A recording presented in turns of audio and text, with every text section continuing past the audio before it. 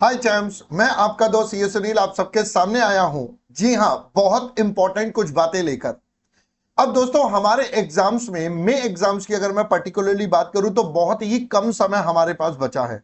In fact if I count it तो बहुत ही कम है। कितने? 5-6 दिन, 7 दिन। यस, बिल्कुल एब्सोल्युटली राइट। अब बेटा, इस कम डेज में मुझे पता है आपके मन में बहुत सारे सवाल होंगे कि सर हमें ना ऐसा हो रहा है, वैसा हो रहा है। एक एक करके सारे पॉइंट्स लूं और आपको फटाफट से इन सबके सॉल्यूशन बताता हूं। ठीक है, चलिए। तो बेटा, आपके मन में सबसे पहले तो क्या क्या हो रहा होगा वो देखते हैं। तो जनरली जब मैंने बच्चों से बात करी है तो बच्चे मुझे ये 3 बेसिक पॉइंट्स बताते हैं।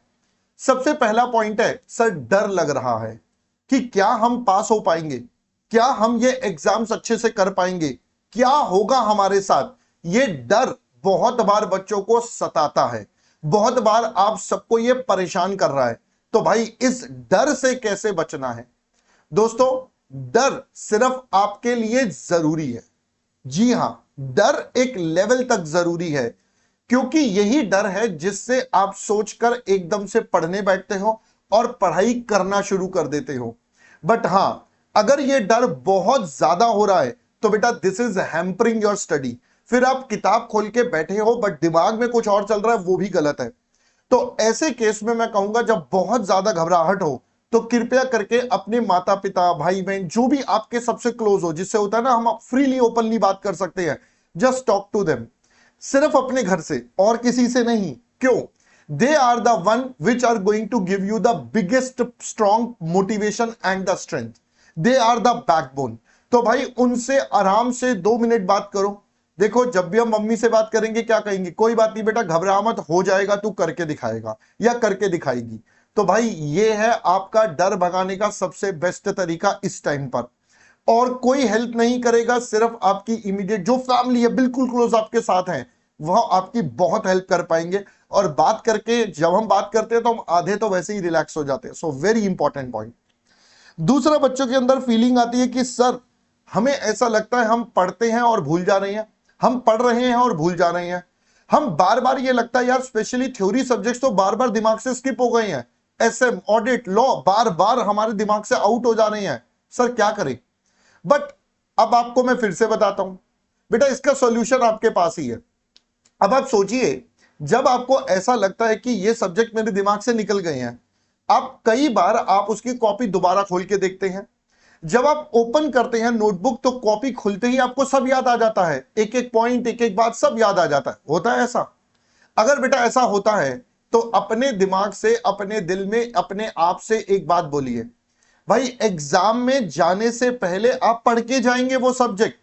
एग्जाम में जाने से पहले आप अपनी पूरी नोटबुक अच्छे से पढ़ के जाएंगे, तो क्यों नहीं याद होगा?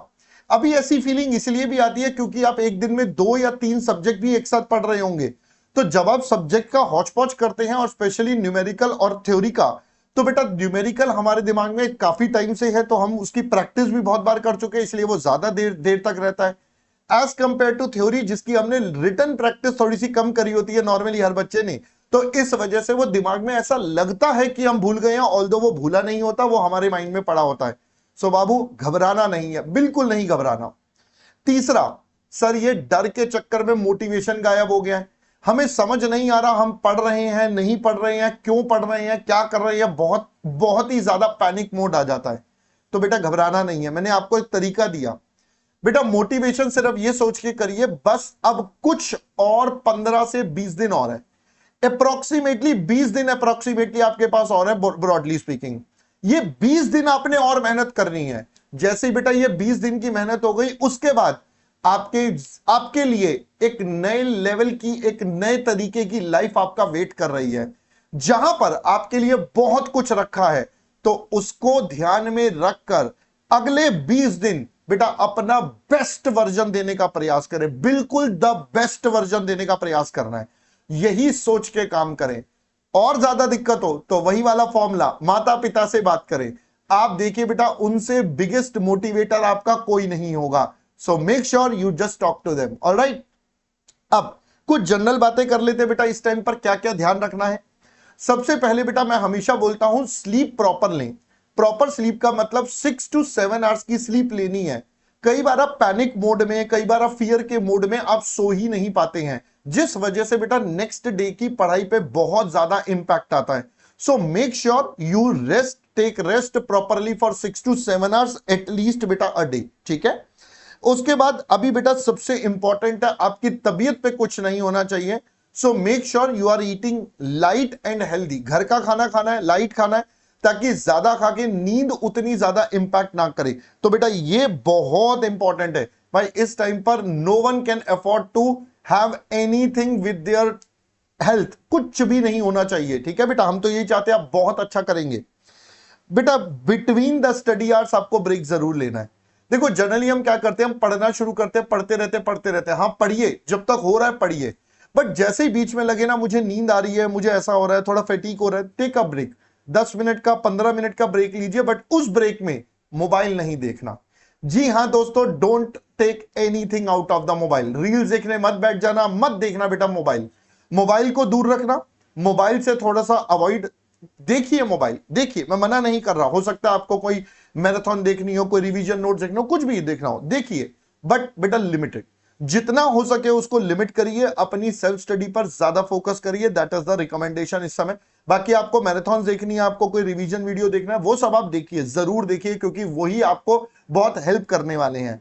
बट यस, अवॉइड इंस्टाग्राम का रील्स वाला part please.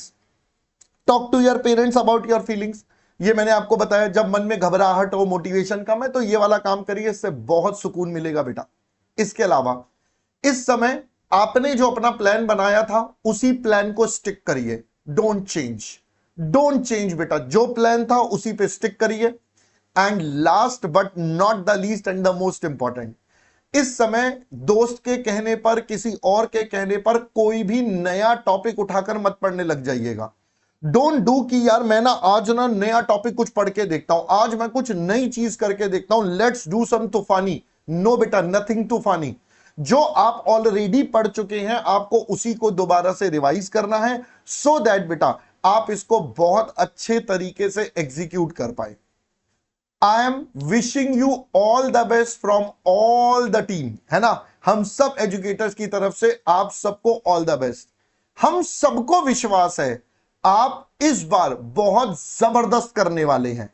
Yes my dear friends, you all are going to do the best of your things. तो भैया अपना बेस्ट देते रहिए और अपने एग्जाम्स को लास्ट मोमेंट पे और बेहतरीन करिए, अपनी तैयारी को और बेहतर करिए। चलिए दोस्तों, all the best, see you guys soon, bye bye.